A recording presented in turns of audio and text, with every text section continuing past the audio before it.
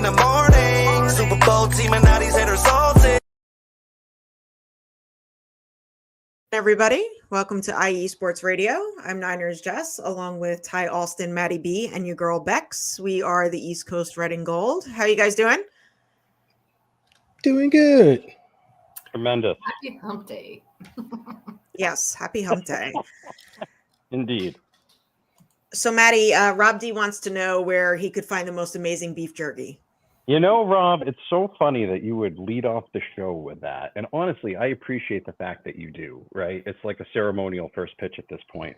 But I would suggest Planet Jerky Premium Brisket Beef Jerky. It's an all brisket, gluten-free, no MSG, no sodium nitrate. It's low in sugar and high in protein. I mean, that's the stuff you want to hear, especially for jerky. The best jerky you can get your paws on, planetjerky.net. Order it there. Again, Rob, that's planetjerky.net. You don't have to write out the dot. You just put the dot in, okay? Brisket, and again, that's planetjerky.net, brisket beef jerky, the jerky that's on a whole other planet. And of course, make sure to check out IE Sports Radio on Twitter, Instagram, Facebook, and TikTok, or X, whatever they call it nowadays. IESportsRadio.com/East Coast Red and Gold for the latest in sports news, the IE Sports Radio blog, the Hall of Fame, and much, much more. Again, IESportsRadio.com/East Coast Red and Gold. And I believe Jess is going to tell us a couple things you should be doing with our YouTube channel and also introducing our guest today. Yes, don't forget to like and subscribe if you haven't already. And without further ado, let's bring on our special guest. We got Steph Sanchez on. What's going on, Steph? The crowd goes wild. Happy to be on. Thanks for having me. Millennial Mel Kiper. There we go. Better looking with better hair. Right, yeah, the hair, 100%. The hair's That's why close, I guess. this is why got I said millennial, right? Like it's kind of sleeked down a little bit, you know what I mean? Like cars in the 80s were good, but like they kind of made them a little sleeker, a little better for fuel consumption, you know what I mean? Like just get a little better. So I'll take it. All right, Steph. I would put your draft knowledge right there. So because I know how hard you work at this stuff. So 100%. So first off, congrats on getting engaged.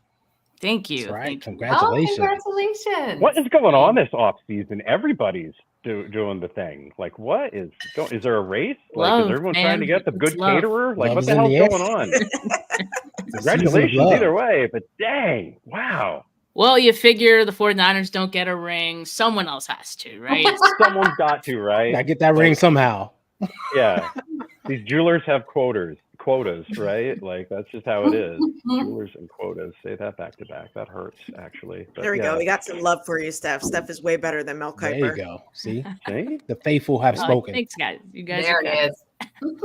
Steph's in.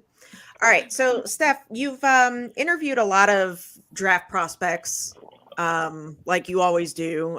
This time around, who was your favorite that you've interviewed and why? Putting me on the spot a little.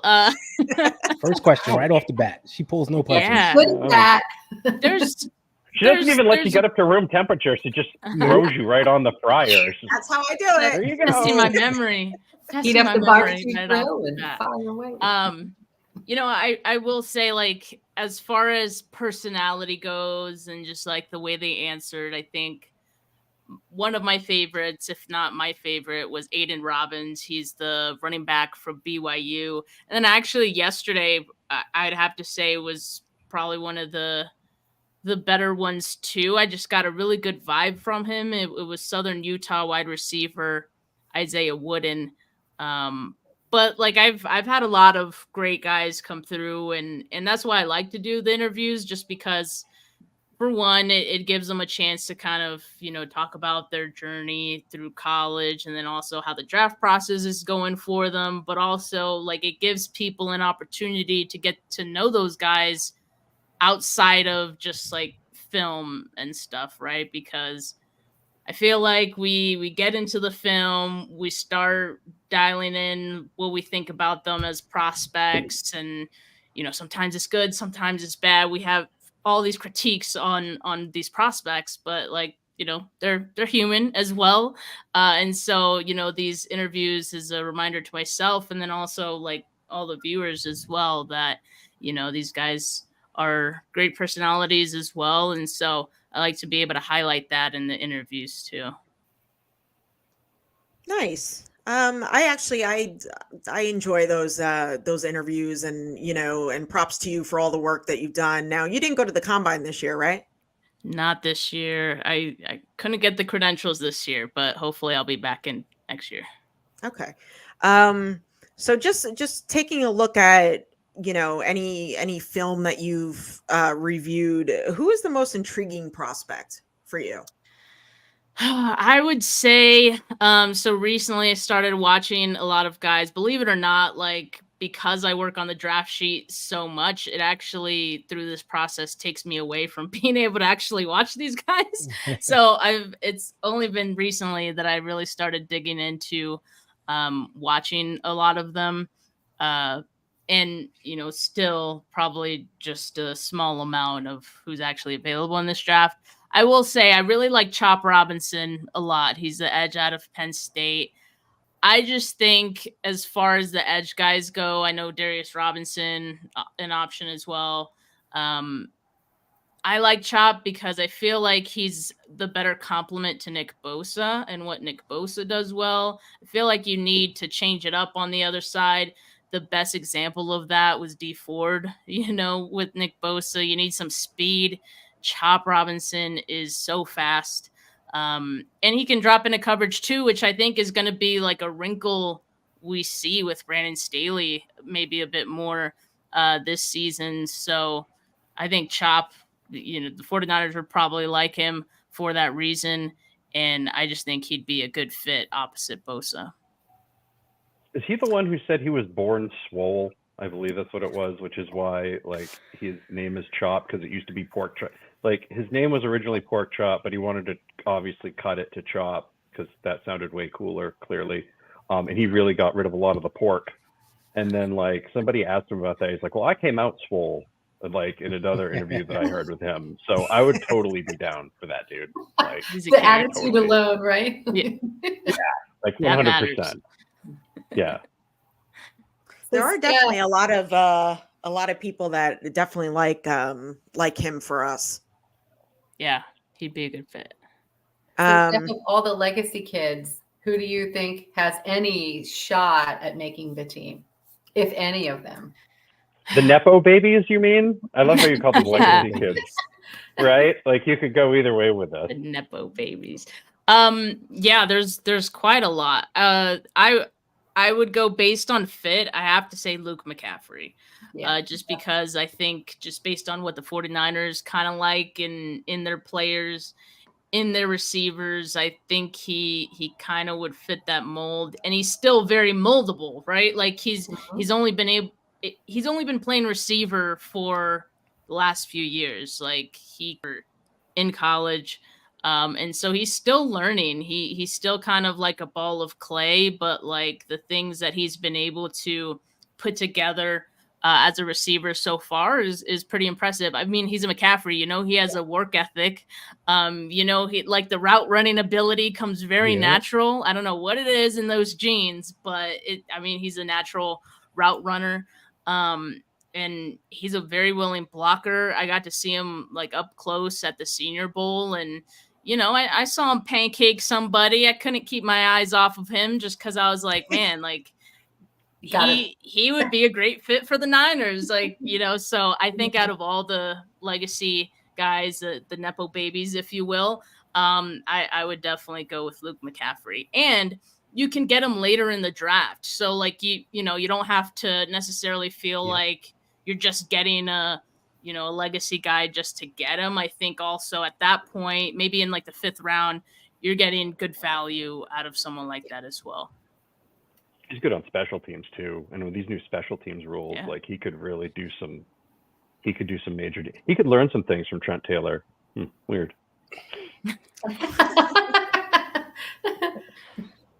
Weird. All right. So as far as the 49ers go, we're at pick 31. Do we trade up? down, stay put? Really, anything is on the table, and I know that's not like a good answer. I think obviously like the I'm least gonna tell likely Jason to you said happen. that. Anything's possible at this point. Anything's possible. I think the least likely thing to happen is the 49ers trade out. I could imagine there might be some teams interested, from teams that are picking early in day 2 just to kind of get ahead and try to get a quarterback. But I think the 49ers ultimately have someone that they would like there. I know they have 22 first round grades, so that could make things interesting, but their second round pick is also towards the end. So they might, feel comfortable picking in consensus early second guy with pick 31, right? Just because, they don't think that player would be there at 63. So I think they stand pat, and I think they go best player available. If they were to trade up, I think it'd be way more likely that they would go maybe a few spots ahead, right? Like maybe you want to get in front of Baltimore, who could also be interested in a receiver. I don't know. Maybe you try to get in front of the Bills, who also, interested in a receiver, or not to discount other positions as well. The 49ers could be looking at. I think it's too late for a tackle at that point, and I think that they probably like some tackles that could be had in the second or third rounds. And so for pick 31, or if they traded up, I would think corner, wide receiver, or a defensive lineman would probably be the likely picks. I would give anything to see who those 22 first round grades are, by the way. Right? Anything. Yeah. I am not kidding you. Just tell me who the players are, because like at the end of the day, 31 out of 22, there's a very good possibility that somebody from that 22 drops for a reason that we don't know, because nobody's draft board looks the same. Right. So and also one thing that I was listening to the 49ers plus minus pod with Tim K and Matt Barrows, and they were kind of bringing up, well, would that include quarterbacks?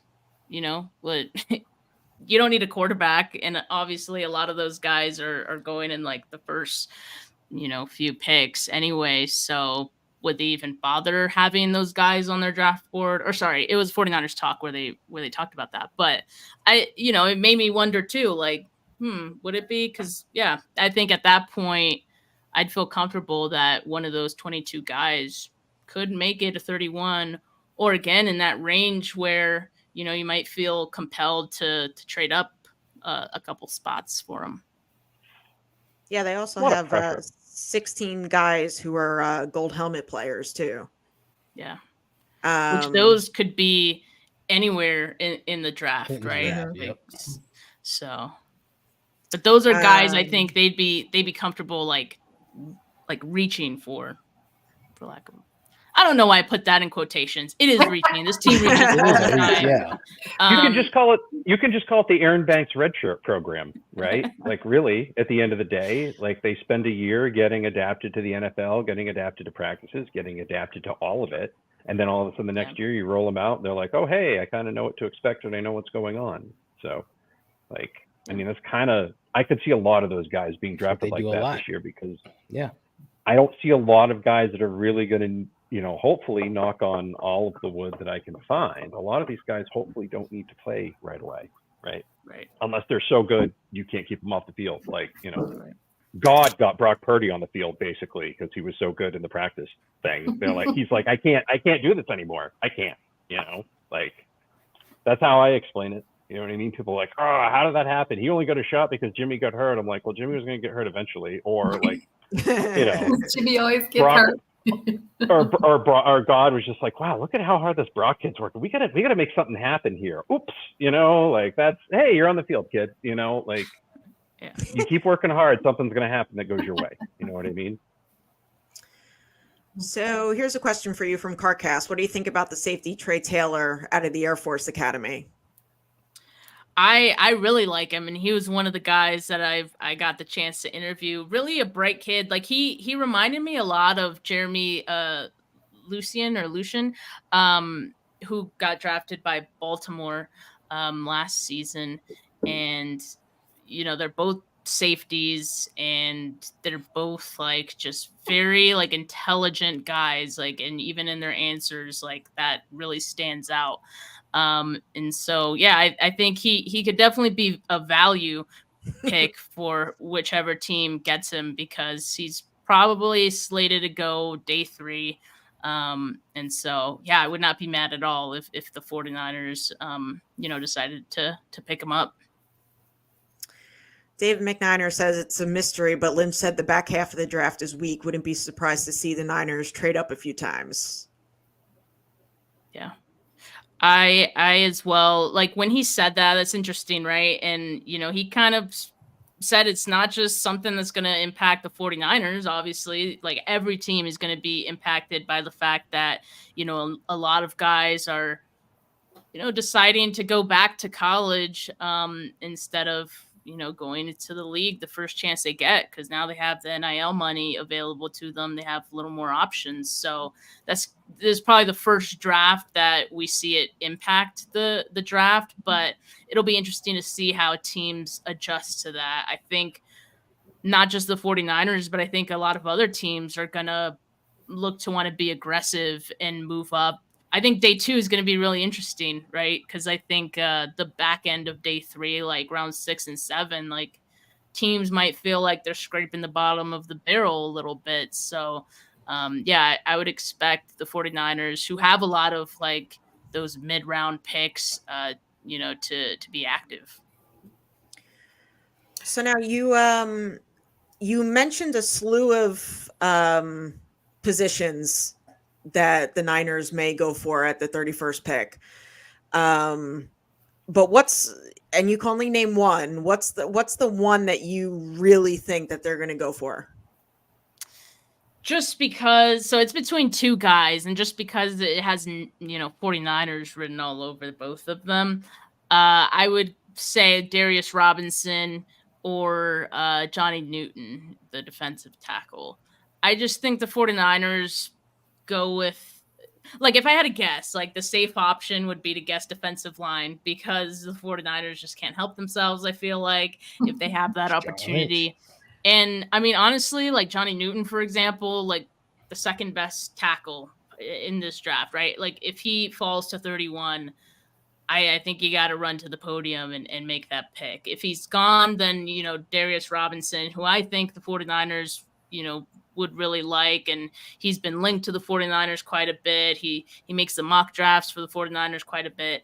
I think that, that'd probably be the other top pick if I had to guess. Becca, were you going to say something? I was just going to say, Steph, you make a great point about this being the first draft where the kids have money. They're making money in college now, and they have options to not want to enter early. And then it just makes me wonder, like, when they do get to the draft in future years, how that impacts decision making with, what kind of a contract is acceptable or not acceptable, because they already have some money that they're able to make. So I think that's just, like that just flipped a light bulb off in my head. Like, wow, that's true. Like I never really thought about that as an option. And because generally I would say the Niners are the team that would always trade back a couple spots. Like it's the first round we've had in a couple of years, right? Like we sold the farm a little bit and didn't have one. Mm-hmm. So I don't see us giving it up, and I don't see us, wanting to move back too far. But if somebody wanted to leapfrog a couple spots, we're happy to do that, I think.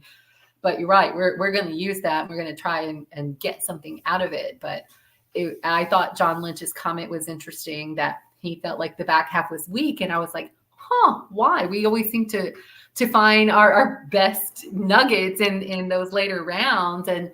And what you just said was like, there it is. That's exactly, that's it. I don't always put a whole lot of time in the draft because I feel like it's a crapshoot, from the outside looking in. I don't put the time and energy in that you do. So, I just sit back and go, Well, we'll see. All of these mock drafts give us this, that, or the other guy, and it ends up being someone totally different. So Yeah. that's a fascinating comment, and that makes a whole lot of sense. Yeah, for sure. For those just joining us, we have Steph Sanchez on. We're talking the draft and other 49ers news, of course. Steph, are we drafting a running back?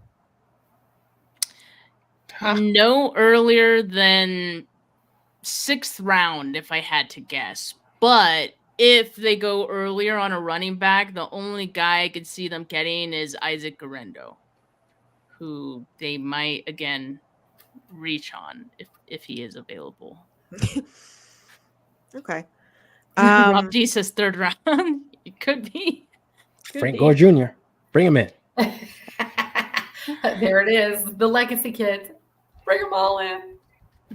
All right. So the tight end position, we all know that George Kittle needs a number 2 behind him. Are we drafting a tight end, or is Braden Willis and Cam Latu it?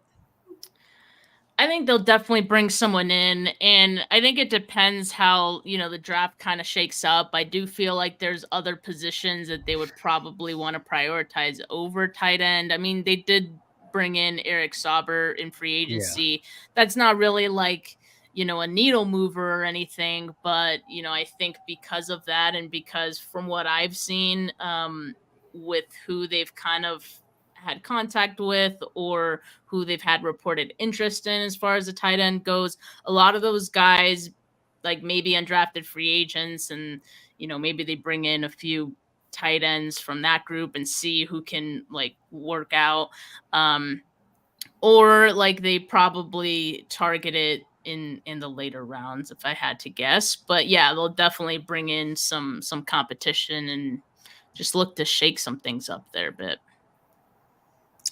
Luke Walsh is wondering how Jalen Wright of Tennessee fits. That's not someone I've been able to watch, so I can't really say. Steph, what's the matter with you? Come on. Yeah. At least I'll be honest. I could come up here and use all the typical words. He's explosive. Good link. Yeah, there you go. No, real blue chipper. Yeah. I mean, great attitude, good work ethic. Mm-hmm. Yeah. There you go. See? Good hands. That's a good answer right there. How was that, Luke? What do you think? What do you think of him? All right. So the topic that no one's been talking about is Brandon Ayuk being traded. Ooh. Someone's talking about, you smart ass. Yes, would you expect? Hear the sarcasm in the underwritten. Yeah. She went 20 minutes plus without asking, so that was actually pretty impressive. I know, right? Impressive. I mean, she probably just set a new record for that, honestly. So Yeah. it's pretty She's pro for a reason. Exactly. Okay, so yesterday around this time, I probably wasn't too concerned about it, and I'm still not concerned about it, but I do think there's a higher possibility of it than maybe I initially thought. I do think there are teams interested, and the teams that keep popping up, Colts, Jags, and Steelers, right? And I think if any of those teams would be willing to give up a first-round pick, like, yeah, the 49ers would be interested in those teams' current, like, draft position in the first round, right? Now, that's the question, though. Would any of those teams be willing to give up a first-round pick for Brandon Ayuk, plus pay him a $25+ million APY contract, when, they could probably just draft a receiver? And yes, the draft is a crapshoot, but hey, maybe you want to take that chance and have a rookie wide receiver on a rookie contract and have the rights to that guy for the next 5 years. So that's the only reason I think it's unlikely, because I don't see a team taking that risk. Maybe the only team would be the Jags, just because Trent Baalke, like I could totally see him just like not caring and making that move. But he And does have a torn ACL. That's not Get San style. Francisco. We got him. Yeah, I could see him. Well, You that's gotta true, make a that's move right? on this guy. He's a real Jaguar at heart. I Wow, got that him is- straight. Old man yells That at is good. cloud, like Mhm. translated. To follow up Oh, on your man, point, this team has made trades and deals with Indianapolis before, even though we really don't want to talk about that deal too much. And their owner's been really like publicly pining for Marvin Harrison Jr., which I find really bizarre. Like right before the draft, you want to yap about like whatever, right? So I He's could a see him yapper. like missing that. Yeah, oh, he's a Nepo yapper, baby. big time. Speaking of Nepo babies, the ultimate, Nepo right? baby. Yeah. And by the way, like the other ones are not Nepo babies. That was, please understand that's tongue firmly in cheek, right? Like Mhm. the other one we were just talking about, yes, definitely, 100% tongue not firmly in cheek.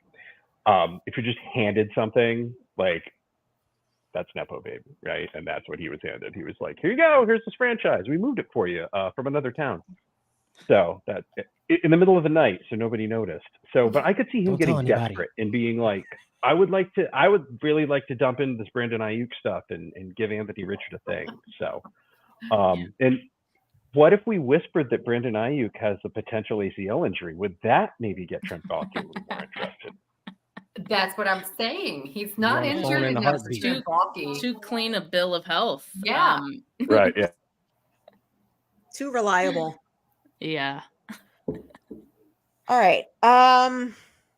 This defense from being under Steve Wilkes last year, now we're with Nick Sorensen.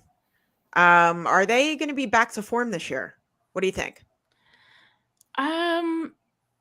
I think it's going to be different. Like I think there's going to be a lot of new wrinkles on this team. I mean, obviously the defensive line is going to look a lot different, and I don't think you can replace Eric Armstead with just one guy. So I think they're going to have a heavier rotation maybe, to kind of help replace him as best they can. But I also think, there's going to be new wrinkles that Brandon Staley is going to work into the game plan, things we haven't seen before, I think, with this team. But as far as like, that gritty defense that we're used to seeing, I do feel a little more confident with Sorensen and being that he's like an internal guy to be able to bring that back to this team. Because there was times, last year where, and even in games where, maybe, statistically they did well, there was just something missing at times. And then, you saw that in the playoffs as well, the run defense, in those first couple games being as bad as it just was odd to see some of those lapses of effort, right? Like I was not used to seeing that for this team. And so I think that'll probably be back, hopefully.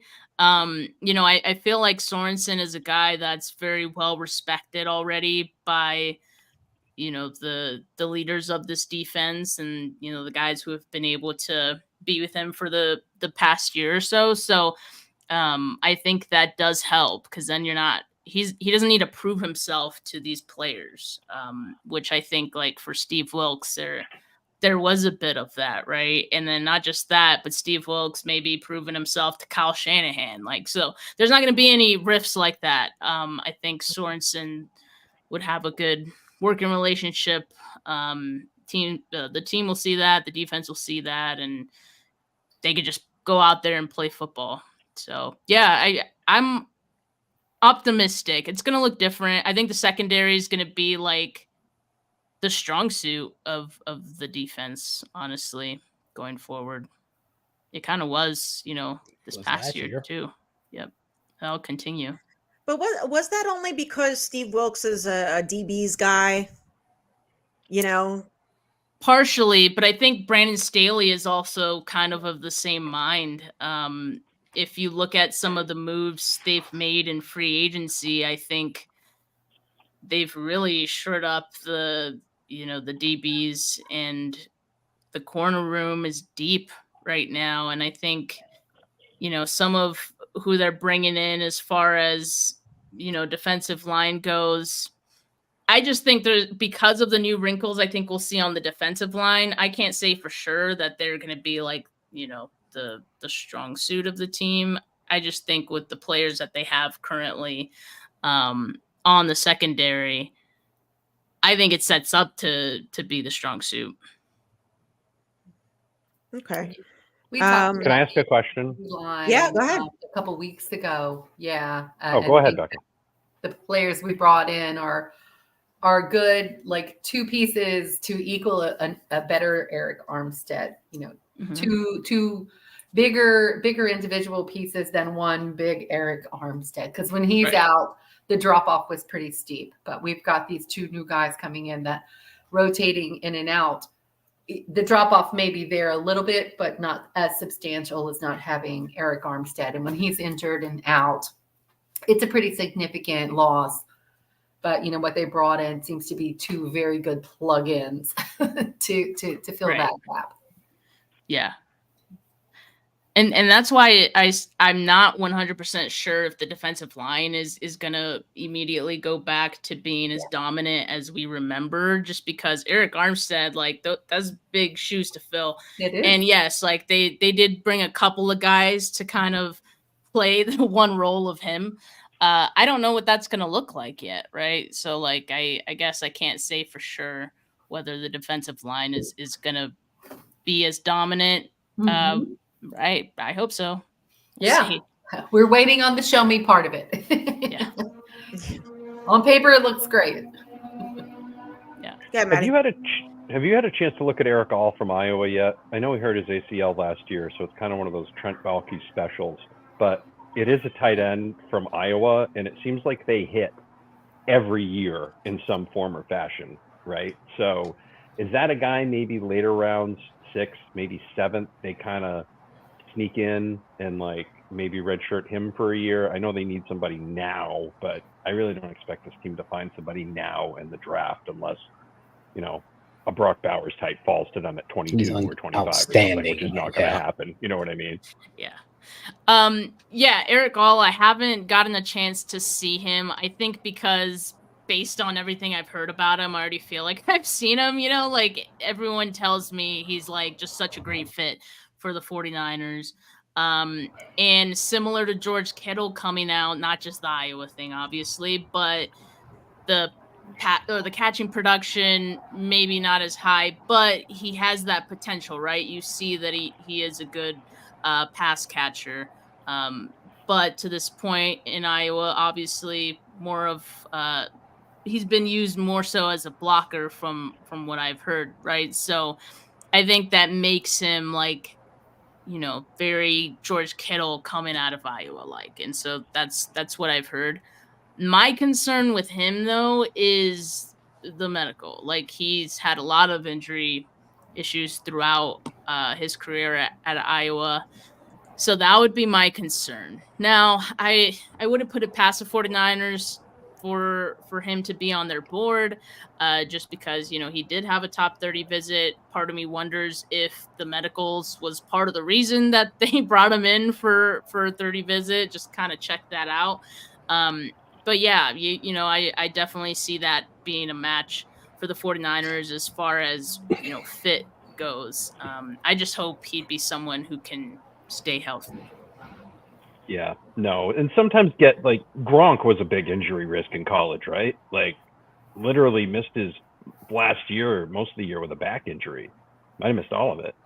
And he turned out okay. Like he had some random injuries here and there, but they were all weird. Like broke his arm, getting hit in the knee. You know what I mean? Like weird stuff. So, hopefully it pans out. I just, that second tight end slot to me has been missing for a bit for this team. They tried like the last legs of Vernon Davis. They tried all these different things, right? But Tyler Croft or whatever it was.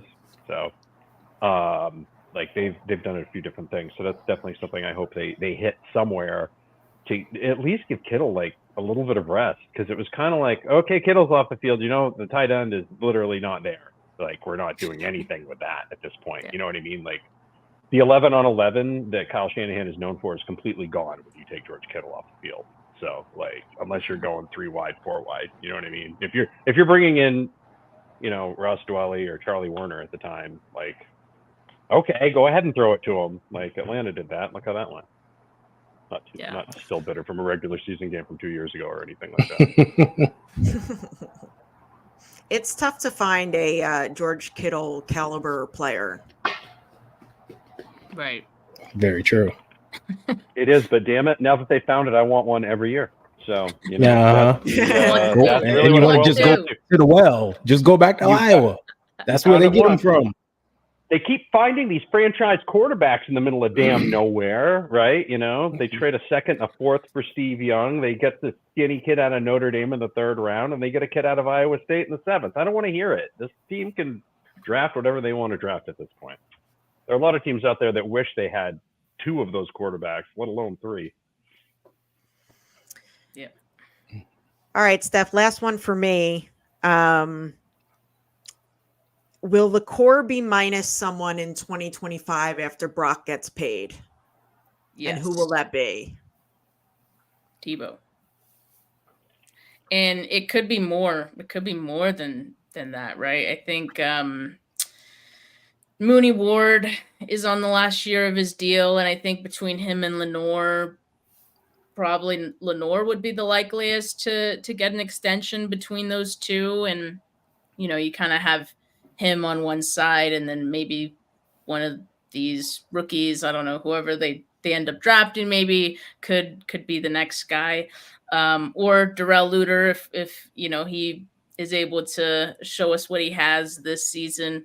And I Kittle, I think maybe has 2 more years with the team, if I had to guess, just because I think there's a bigger with Kittle, because I think he's a fan favorite. It's not so simple to just like move on from him.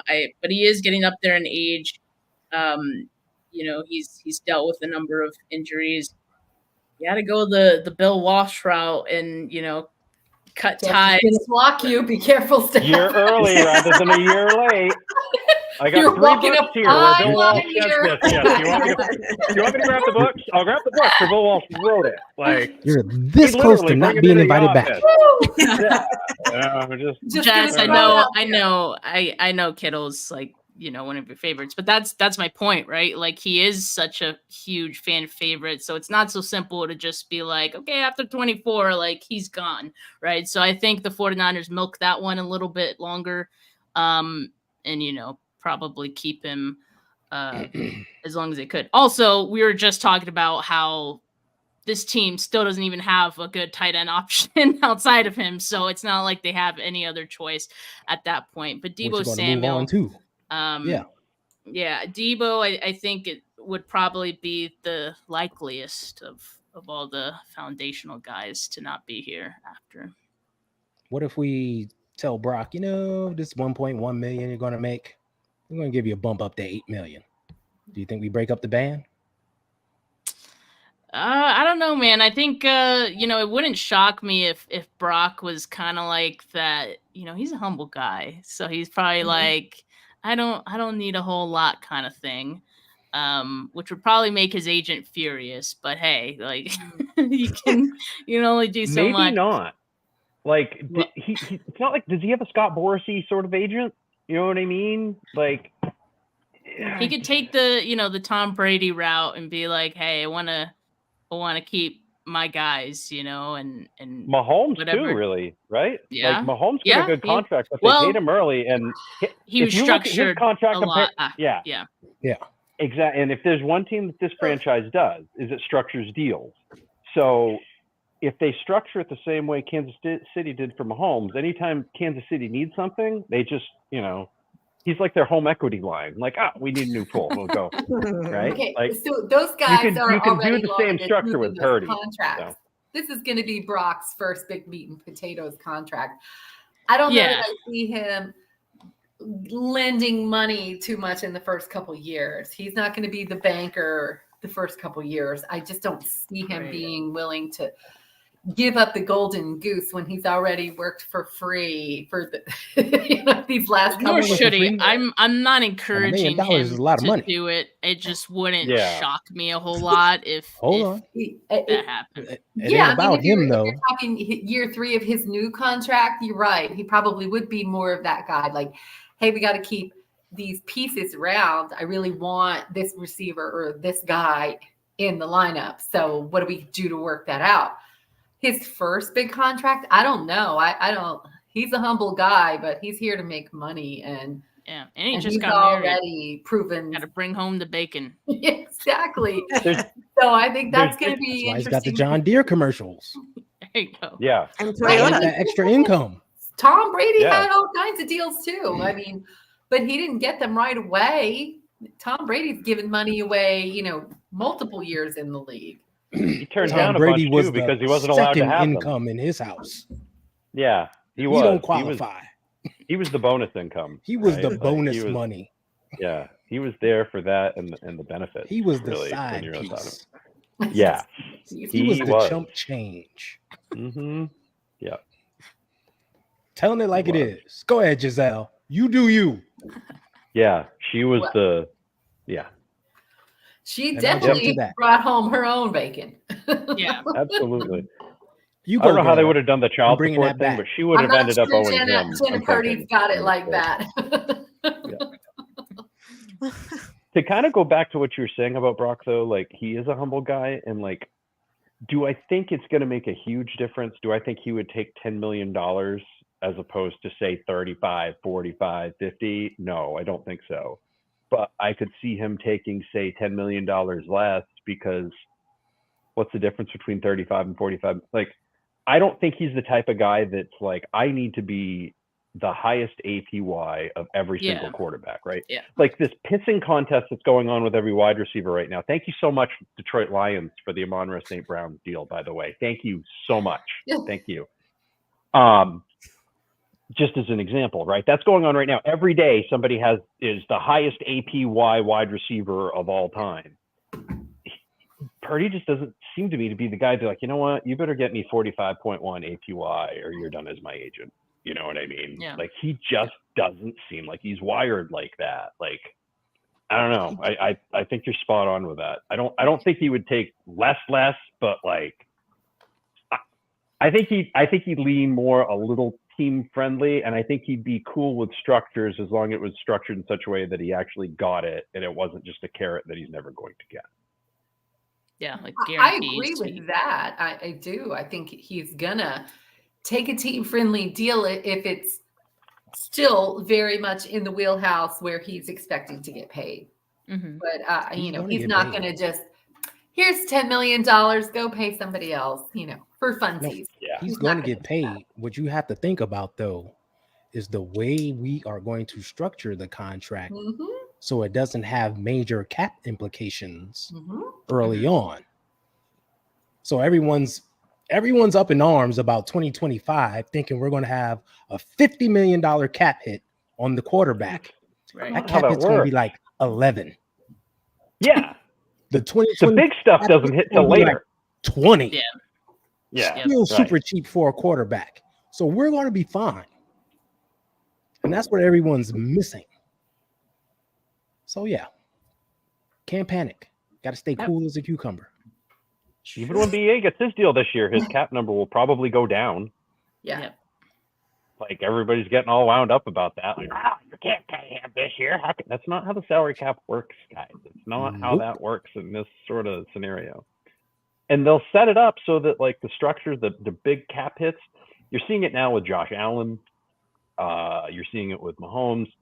They have kind of bigger hits, but like then they start doing these renegotiated deals, right? And when they do the renegotiated deals, they can free up a whole bunch more cap stuff, right? Yep. If they need to do that later, they can. That becomes an option for them. That's when he becomes the home equity line, but that's still 3 years down the line. So hopefully that's enough time for George Kittle to win a Super Bowl and finish his career in San Francisco, because I do not want to do the show after George Kittle leaves the 49ers Hello. for the Titans or Jags.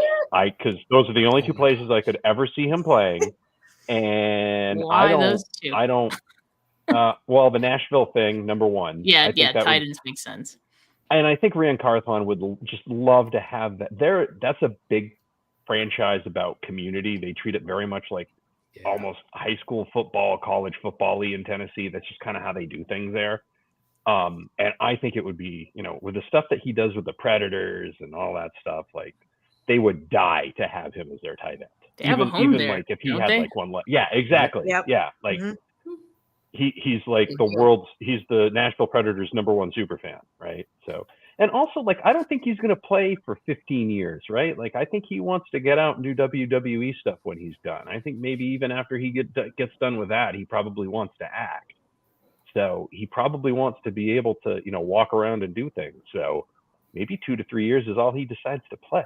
So I don't really want to do that show, but I'm okay with it because that means like he stayed here the whole career, right? I don't want to do the show where he signs with the Jags and or Titans and we have to talk to Jess about it next week. I don't. And we have to listen to Jess play Nobody Knows the Truth. Yeah. Imagine if we have to play them. Oh my the theme God. song of the whole show forevermore. Yeah. All right. Jug. Any other questions for Steph?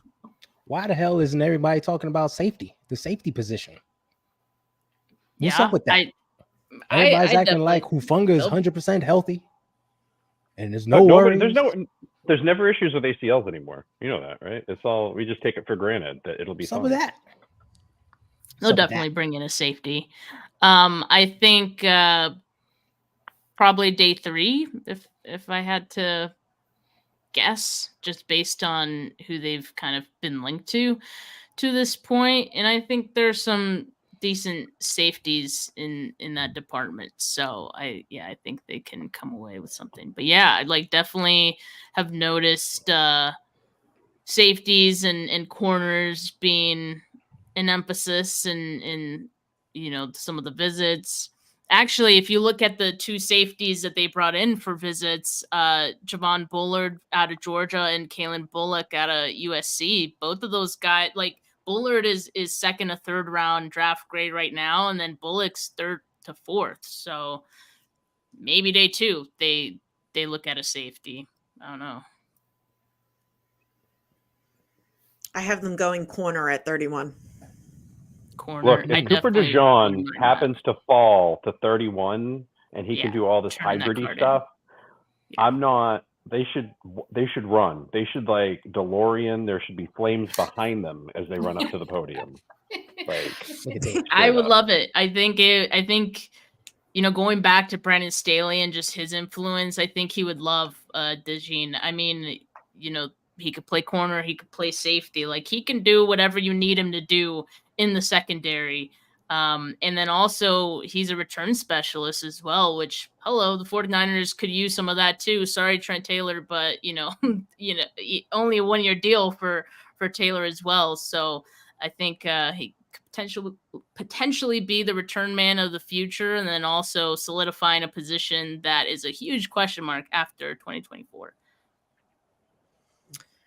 All right. Steph Sanchez, thank you so much for joining us. Thanks for all you do. We appreciate it. Yeah. Congrats on the engagement. Thank you. Enjoy the draft. I will. Thanks for having me, guys. Appreciate it. Yeah, thank you. Yeah, no I problem. hope you get to the caterer before Brock Purdy and Jenna Purdy. Like, I hope you get the right one before them. Whatever the. Did they already get married? I hope you make it first. They did. No, did they? Yes, yeah. they got married in March. They're totally married now. They did that quick. I felt like they just got engaged in like January. You know what I mean? Like, damn, the wedding really pictures have been out, Matt. Come on, keep up. Yeah. I didn't. I told you. Like, I'm not. Yeah, I'm not. I'll let y'all do the social media stuff. I'm here to look pretty. Steph, hold on. Does John Lynch get an invite to the wedding? You know what? I'll invite 49ers people just in case, he sees you, he's giving you big hugs. Present, you might get a dinner. I don't know. Send a trackable priority mail. That way you know they got it, and then they have to RSVP either way. I'm not saying that because I've ever sent anything there before, but I'm saying it does work because it does get there. Just all right, we'll talk. I gotta. All right, I need some tips. Inside tips. There you got you. All right, Steph. Awesome. Thank you, guys. Have a good night. See ya. You guys too. Thank you. All right, Steph Sanchez. All right, let's talk a little Brandon Ayuk. Ayuk. Ty, I'm going to start with you. Did you see the little party dance on Instagram this morning? Yes, I did. Ty, I'm going to start with you. Your thoughts on Amon-Ra St. Brown's contract, Ayuk dancing, all of it. Go. It's awesome. I love that Amon-Ra St. Brown contract. That is great. That means the 49ers are going to sign Brandon Ayuk to a great contract. It's extremely team friendly, which is what we love. So the Lions did us a huge favor in signing that deal, because now we get to go to the table and say, hey, here's the bar. Oh, by the way, we were going to sign you at this price, but since the bar went down, this is your new price. Thank you very much. So it's great for us. We're in a great position to be in. So the Lions, thanks, buddy. Appreciate you.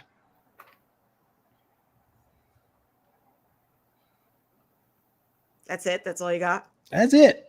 He's going to get signed. We know it's coming. Like, I couldn't agree with Ty. Well, I could be the unknown guy from Pennsylvania who's like, according to my sources, the Steelers are planning on trading for Ayuk and blah, blah, blah, blah, blah. Well, now the Steelers are actually going after Courtland Sutton. Oh, well, there we go. What happened? What happened, Pennsylvania guy?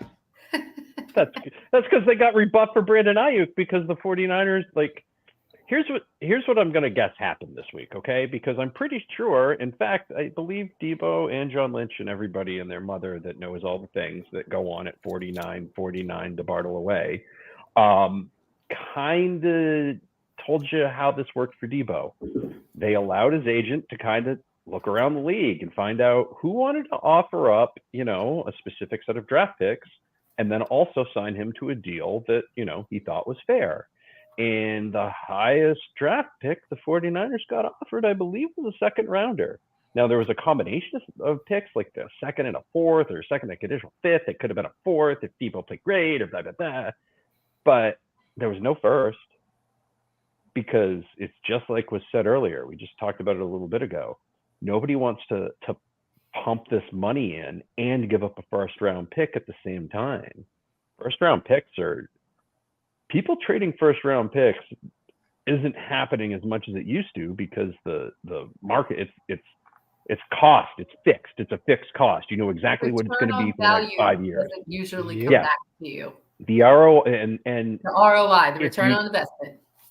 And if you don't hit this year, guess what? You got another chance next year, right? As long as you don't trade next year's pick, right? So it's been a little bit for us as a franchise. Or a fan base for this franchise to have number one picks. So, yeah, would it be great if they got one in the 20s? Sure. But nobody's going to get that desperate. And Pittsburgh was probably hoping that, maybe things got contentious, right? And I wouldn't be shocked if Pittsburgh was all in, because it seems like that's a guy that they probably targeted and they probably did something, but they're not going to meet the demands.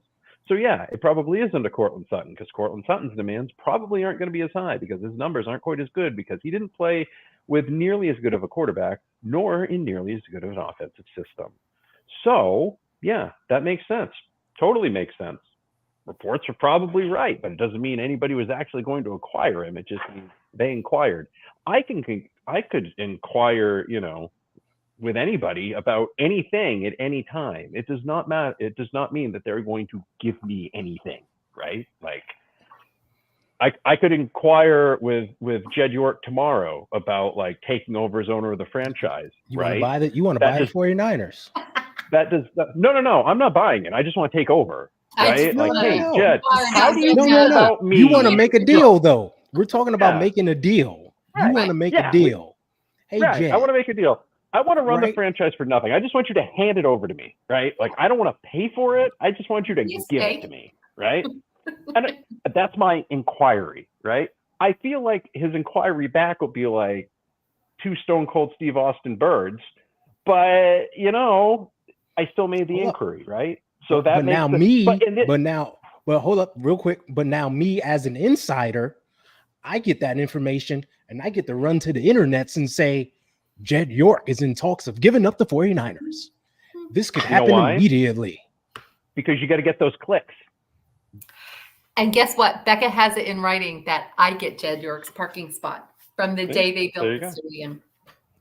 That's perfect. I love that. You do. I was like, hey, Jed, I'm here for a tour. Can I park in your spot? He goes, absolutely. Have it in writing. Still have it. I get to park in his spot. Somebody, I'm going to remind him. I'm going to pull up and go, Jed said I could park here.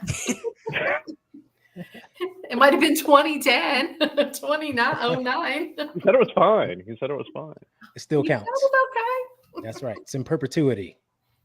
Just keeps on he going. didn't put an end date on there. He said only once. No, he said that's right. Absolutely. It's an ongoing contract. He has not revoked it, so it's still active. So you're right. Just to summarize, a whole lot of things. To summarize the diagonal thoughts on BA, he's not going anywhere. We've inquired. He's staying, right? Like, unless somebody gets super desperate on draft night, and let's face it, we have seen some crazy ass shit happen on draft night. Okay, people lose their minds. Like, people legitimately lose it. Teams panic. I think that's why a lot of these moves and a lot of these trades that are happening weeks before the draft, right? Yeah. Like, just even the one that the 49ers made in 2021. Good. That's good viewing right there. Eventually, we should have a Roku channel. To have one there and one on the other. Then I could just do the thing. Just do the 49ers content creator Roku channel, and like we could vote people on and off the island. Keep it going. Yeah. 24 hours around the clock. People don't want to do that. Like I honestly think they just panic and they get desperate. They don't want to, have a homeless guy tell them to draft Johnny Manziel or whatever, you know what I mean? Or trade 3 picks on draft night because they really have to get up from 13 to 4 or 13 to 3. So that's why they do this stuff early, and then they can kind of take some time and measure it. They might be right, they might be wrong, but at least they took the time to make the best decision they thought was possible, which is really, at the end of the day, what you're looking for. Not people who are just flying by the seat of their pants, or like Mike Ditka saying, hey, I would like to trade this entire draft for Ricky Williams, right? Can you imagine? That happened in the late 90s. Like, this was not some sort of like, that was insane. Here's 7 picks. Here's the whole draft. Ricky Williams, take it. And it's a running back. If somebody did that today, they would laugh you out of the league. They would just be like, you go. You get out. You get out now. Right? Like, also, Steph made a great point. Players aren't entering the draft out of desperation now. They don't have to. So you don't have the same kinds of draft capital that quality team players now that are coming in. Like, that is a game changer, mindset too, of you don't want to just be pulling these gems out of the later rounds, because they're not going to be there. They're going to still be playing football in college. And there's one other point to that. A lot of college players want to think they can make it in the league, but some of them know they're not going to make that jump. Some guys find that fame. Some, female basketball players find that fame. Like, they are comfortable where they're at, right? Yeah. Like, they're happy with their NIL deals. They're happy being on the, being the face of New Balance. Right? Like, that's what the kids up in Maine get, right? Like, they're on New Balance ads or whatever.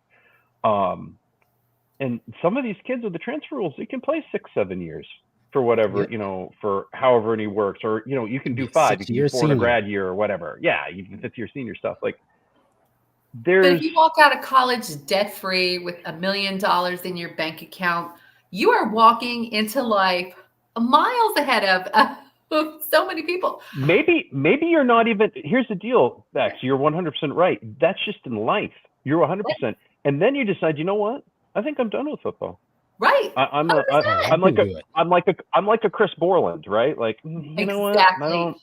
Chris Borland would have been the guy that never ever entered the NFL. Chris Borland would have taken his money he made in college and just walked into life and went into finance or whatever he went into, right? Like, that's exactly right. John Frank did that, remember? He was going to be a surgeon and he didn't want to do anything to his hands.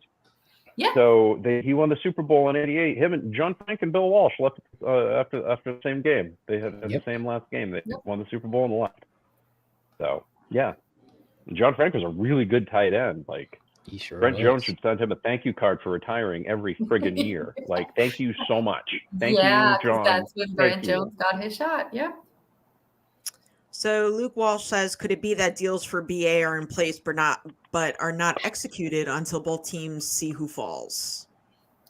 There might be a scenario where that happens, but BA is going to be a Niner. I mean, we already talked about this. I do not see them giving him up at this point, especially in light of the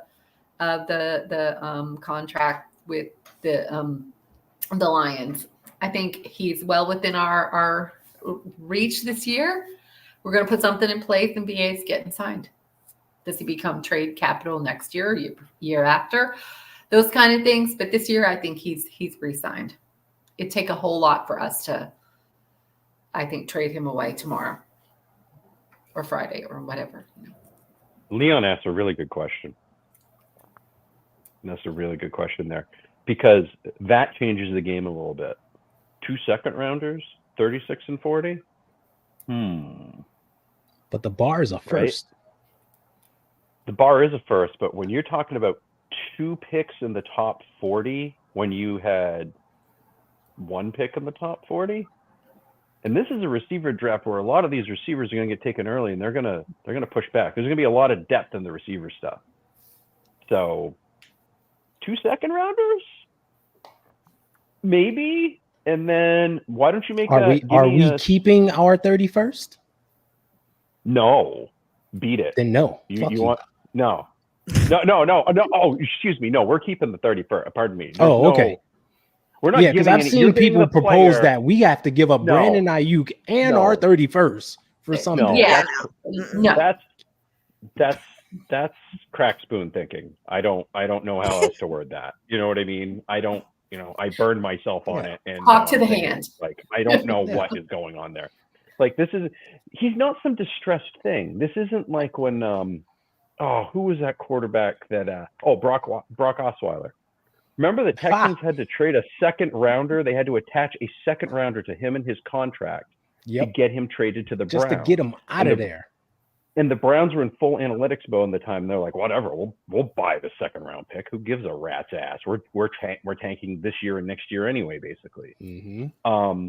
They basically did a Philadelphia 76ers tank job. So, yeah, I mean, yeah, would I want a top? Yeah, I mean, I would want a top 10 pick for Brandon Ayuk. But if somebody's offering 2 picks in the top 40 in this draft, and it happens that maybe two of those guys happen to be one of the 22 that has first round grades, right? Because again, we don't know. Right.